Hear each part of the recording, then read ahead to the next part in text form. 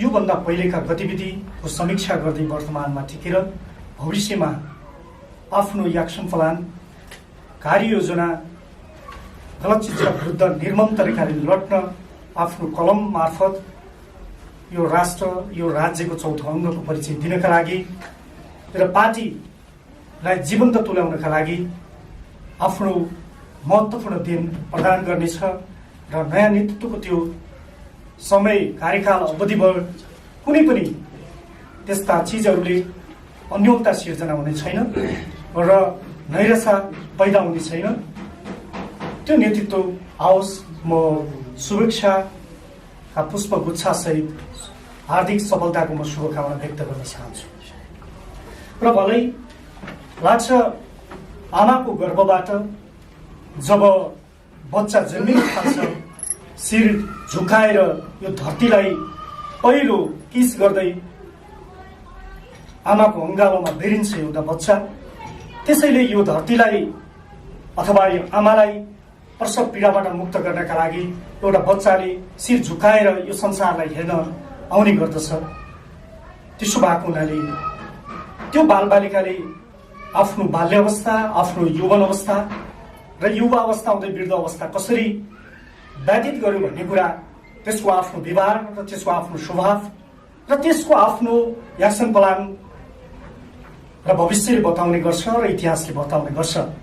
भने जस्तै यो जनपत्रकार संगठन पनि नितान्त रूपमा यो राज्यले गरेका अन्याय अत्याचार लाग्दा गतिविधिहरूका विरुद्धमा जब आफ्नो आवाजहरू मार्फत आफ्नो कलम मार्फत वीरङ्गनाहरूको छातीलाई जहिले पनि रङ्ग्याउने र देशमा भए गरेका गतिविधिहरूलाई प्रसारको माध्यमबाट अगाडि लैजाने जुन हिम्मतका साथ जनपत्रकार संगठनले आफ्नो भूमिका निर्वाह गरिराखेको छ।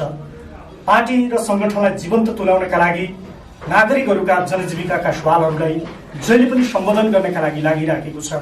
त्यसैले आफ्नो शिरलाई झुकाएर अगाडि लागिराखेको छ।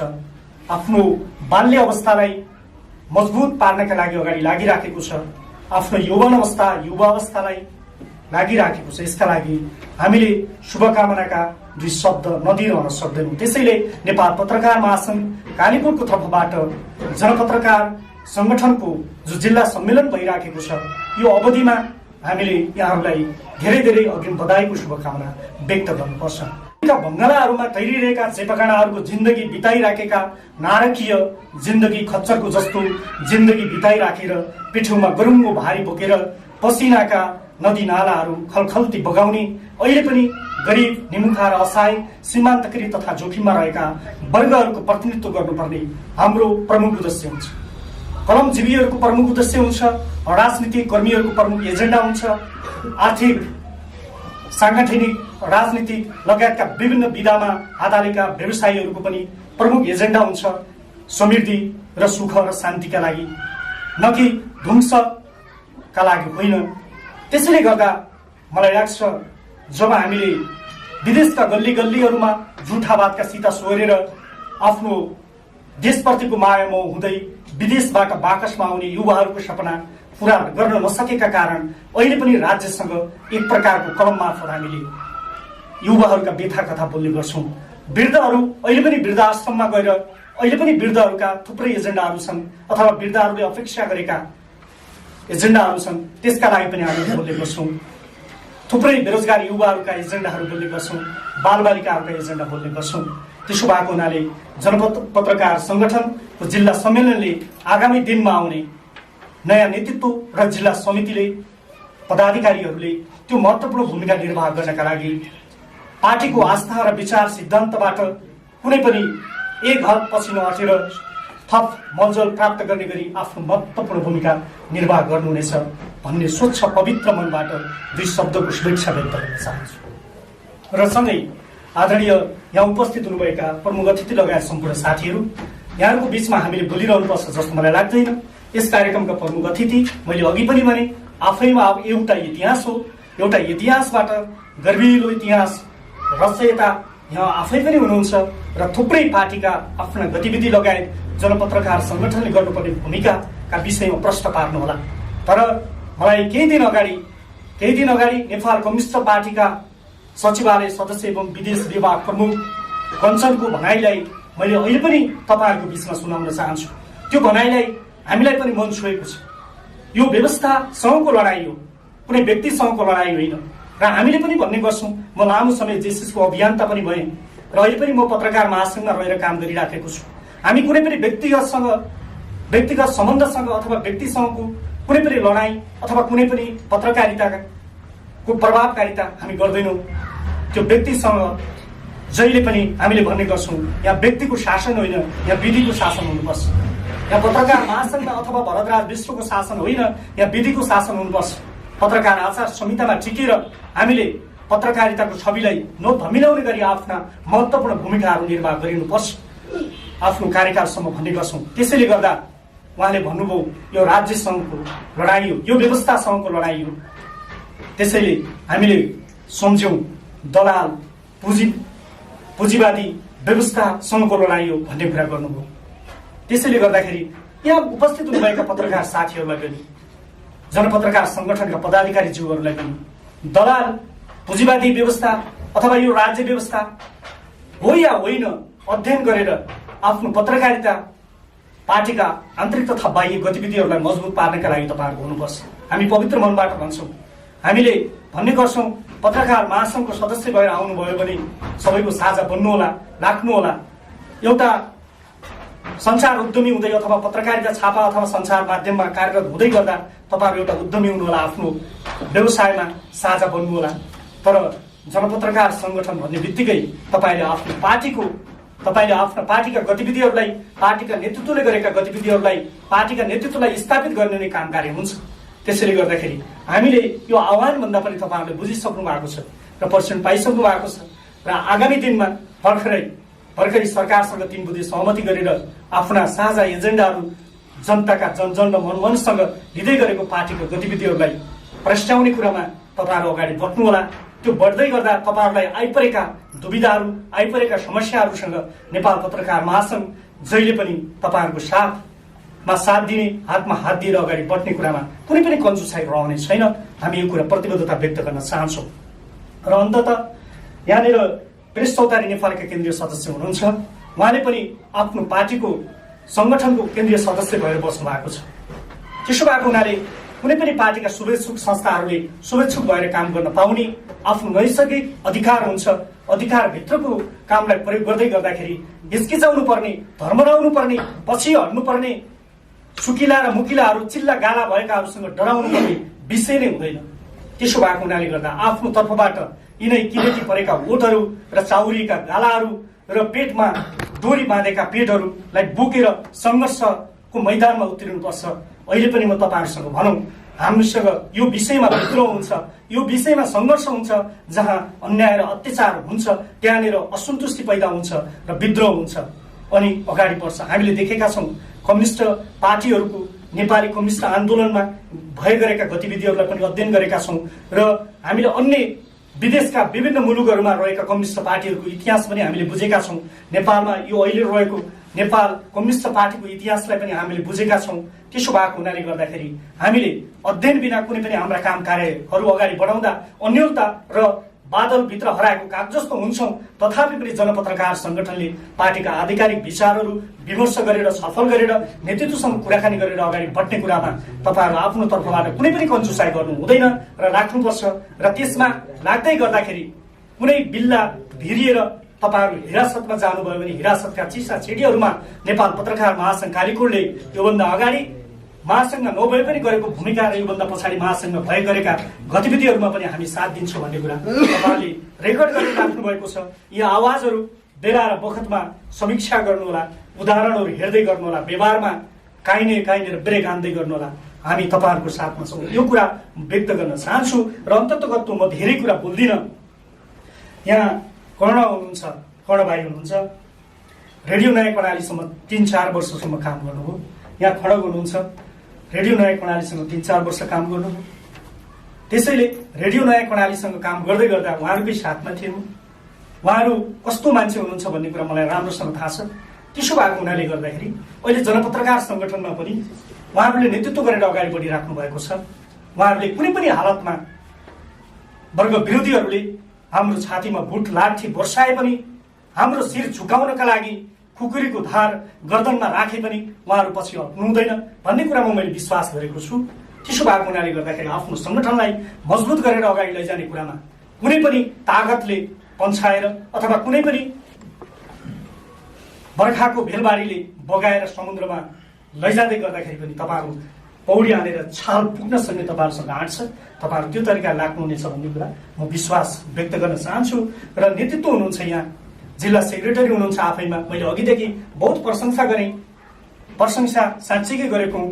उहाँलाई कता कता फेरि शङ्का पनि लाग्छ, भरतले प्रशंसा गरेको दिनमा के पो भयो अथवा किन गर्यो भन्ने पनि लाग्छ। तर मैले साँच्चीकै हृदयबाटै प्रशंसा गरेको छु। अहिले पनि बडो सङ्घर्ष गरेर त्यहाँसम्म पुग्नु भएको छ र एउटा जिल्लाले भरोसा गरेको मान्छे हुनुहुन्छ, आशा गरेको मान्छे हुनुहुन्छ, हजारौँ युवाहरूको ढुकढुकी हुनुहुन्छ। आफैमा पनि जनपत्रकार सङ्गठन पत्रकार आफैमा हुनुहुन्छ, कलाकार आफैमा हुनुहुन्छ, राजनीतिक कर्मी आफैमा हुनुहुन्छ, साङ्गठनिकदेखि लिएर सबै कुरामा आफैमा हुनुहुन्छ। त्यसैले हिजोको दुःख हाम्रो घर परिवारहरूको बीचबाट हिँड्दै गर्दाखेरि हाम्रो वर्गभित्रको चरित्रको अध्ययन गर्नुभएको छ। अहिले पनि जिल्लामा हेर्ने भने कालीकोट जिल्लाको राजनीतिक चरित्र चित्रण गर्नुभएको छ। त्यसैले गर्दाखेरि राजनीतिको यहाँ चरित्र चित्रणले गर्दा कालीकोट जिल्लामा भए गरेका गतिविधि अथवा विकासको विषयमा पनि राम्रोसँग अध्ययन गर्नुभएको छ। नेतृत्वले पनि नयाँ ढङ्गले सोच्न जरुरी छ। कालीकोट जिल्लामा भए गरेका सम्पूर्ण राजनीतिक लिडरहरूले विकासका निमित्त, शान्तिका निमित्त र हामी सम्पूर्ण नागरिकहरूका निमित्त सबैले एक ठाउँमा आएर अगाडि बढ्न सक्ने हिम्मत राख्नुपर्छ। सबैले एक ठाउँ साझा थलोमा ल्याउनका लागि जिल्ला सेक्रेटरीज्यूको महत्त्वपूर्ण भूमिका रहनेछ भन्ने कुरा पनि म व्यक्त गर्न चाहन्छु। र कालीकोट जिल्लामा अहिले पनि सानो एउटा बजार छ। यो सानो बजार, यो भौगोलिक रूपमा अत्यन्तै विकट ठाउँ, एउटाले गरेको कुरा अर्कोले सुनिहाल्छ। त्यसैले शङ्का र उपशङ्काबाट राजनीतिक दलहरू पनि त्यसरी अगाडि लाग्छन् र अन्य सबैको पनि त्यो ढङ्गले अगाडि लाग्नुले कालीकोट जिल्लाको उभोगति भएको देखिँदैन। विकासका हिसाबले 40 वर्ष पुराना योजनाहरू सम्पन्न भएको देखिँदैन। कर्णाली करिडोरको अवस्था जस्ताको तस्तै छ, पुलपुलेसाहरूका अवस्थाहरू जस्ताका तस्तै छन्, सेरी पान्तडीको अवस्था जस्ताको तस्तै छ, कर्णाली राजमार्गको अवस्था जस्ताको तस्तै छ। अहिले एक घर एक धारा एक करेसा बारी एक भकारी भन्ने नारा जस्ताका तस्तै छन्। अहिले पनि नागरिकहरूले बाँझोको टोट्काउँदाको पानी खानुपर्ने अवस्था जस्ताको तस्तै छ। त्यसैले गर्दाखेरि हाम्रा यी शब्दहरू दैनिक नागरिकहरूले श्रोताहरूले सुनिराखेका छन्। तर परिवर्तन 10 वर्ष जनयुद्धमै गयो, 10 वर्ष संसार युद्धमै गयो, तर परिवर्तन भएको देखिँदैन। यहाँ सत्ता लुछाचोडीको खेल भइराखेको छ। त्यसैले गर्दाखेरि यो लुछाचोडीको खेलभित्र आफू त्यो जालोभित्र नफसेर कालीकोट जिल्लाको विकास र समृद्धिका लागि यो नेतृत्वले आफ्नो सफल अभियानलाई ठिक केन्द्रबिन्दुमा पुर्याउन सक्यो भने यहाँहरूको हातमा छ कालीकोट जिल्लाको भविष्य पनि भन्ने कुरा व्यक्त गर्न चाहन्छु। र सँगै प्रेस चौतारीका केन्द्रीय सदस्यज्यूले यस कार्यक्रमको जानकारी गराइदिनु भयो। म हिजो राति मात्रै 12 बजे आएको थिएँ र अध्यक्षज्यूले पनि जानकारी गराउनु भयो। सौभाग्यवश यहाँहरूको बिचमा आउन पाएँ, खुसी हुन पाइयो। त्यसैले गर्दाखेरि हामीले यति मात्रै होइन, माया गर्नेलाई मात्र माया गर्ने होइन, हामीलाई अपमान गर्नेहरूलाई पनि माया गर्न सिक्नुपर्छ। त्यसैले गर्दाखेरि एउटा घरमा श्रीमान र श्रीमती, एउटा घरमा साथीहरू, हामी त पत्रकार हौ, अहिलेसम्मको जिन्दगी पत्रकारहरूको जिन्दगी कस्तो हुन्छ भन्ने कुरा राम्रोसँग यहाँले अध्ययन गर्नुभएको छ। दिनभरि रेडियोमा बोल्यो, दिनभरि पत्रिकामा लेख्यो, दिनभरि आफ्ना अनलाइनहरूमा लेख्यो, साँझ पख घरमा जाँदा न तरकारी हुन्छ, न कुनै खानेकुरा हुन्छ, न कुनै चामल हुन्छ, झोलामा चिठी पत्रहरू मात्रै हुन्छन्। घरमा गएका बच्चा बच्चीले बुवा आउनुभयो, आमा आउनुभयो भनेर हेर्नुहुन्छ, खाली पत्र मात्रै देख्नुहुन्छ। यस्तो जिन्दगी बिताउनु पर्ने हुन्छ पत्रकारले। धेरैका चोटिला शब्दहरू सुन्नुपर्छ। पैसाको जिन्दगी होइन, अभावको जिन्दगी खेपिरहनुपर्छ। त्यसैले गर्दाखेरि हिजो गेमी हरिया जुत्ता नलगाउने जनप्रतिनिधिहरू, नपाउने जनप्रतिनिधिहरू अहिले सुर्खेतका महँगो शुभ होटलहरूमा बस्नुहुन्छ। एकाएक व्यवस्थाले यति परिवर्तन गर्छ।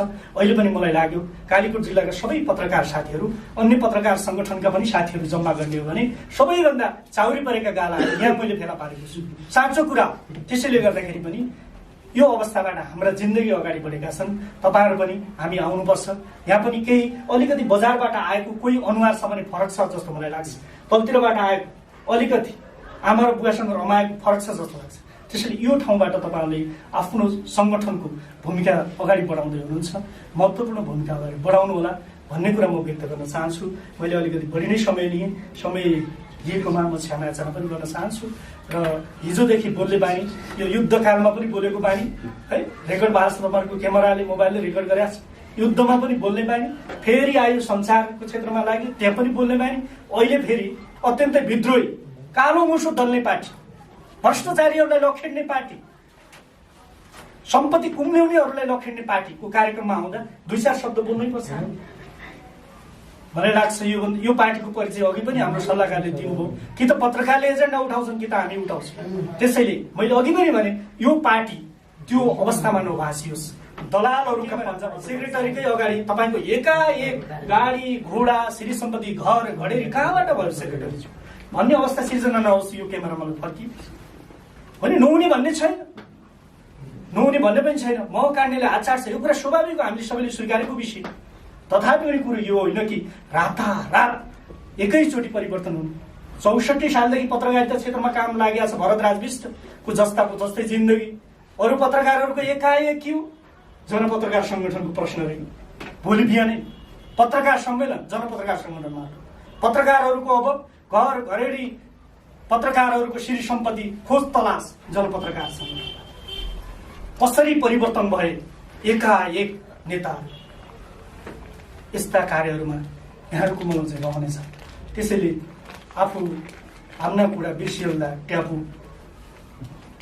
पछाडि जिया बुवा भने है आफू बुवा आमा मोबाइल चलाइरहेछ छोराछोरीले पढ भनिरहेछ कि पढ भनिरहेछ बाबुआमाले मोबाइल चलाइरहेको छोराछोरीले देखिरहेको हुन्छ छोराछोरी कसरी पढ्छ त्यसैले गर्दाखेरि हामी भ्रष्टाचार उन्मूलनको लागि कालो मुसो दल्ने राष्ट्रिय स्वाभिमानको एजेन्डा गर्ने स्वाधीनताका कुराकानी गर्ने हामी समाजवादका कुराकानी गर्ने नौलो समाजवाद नौलो जनवाद कुराकानी गर्ने मैले कञ्चन कमरेडसँग राखेँ सेक्रेटरी कमरेड हिजो नयाँ जनवादी क्रान्ति भने कमरेड हामी कति दिन भोगेर लाग्यौँ नयाँ जनवादी क्रान्तिबाट बन्दुकमा टिकेको राज्य सत्ता बन्दुकले परास्त पार्छ भनेर हामी लाग्यौँ तर हाम्रो सपना पुरा भएन अहिले यहाँहरूले लिएको फेरि दलाल पुँजीमती व्यवस्था यो राज्य व्यवस्थाको अन्त्य गरी समाजवाद भन्ने फेरि कहिले सम्भव पर्ने बिचमा के आउने हो चिन्ताको विषय छ ढुक्क हुँदैन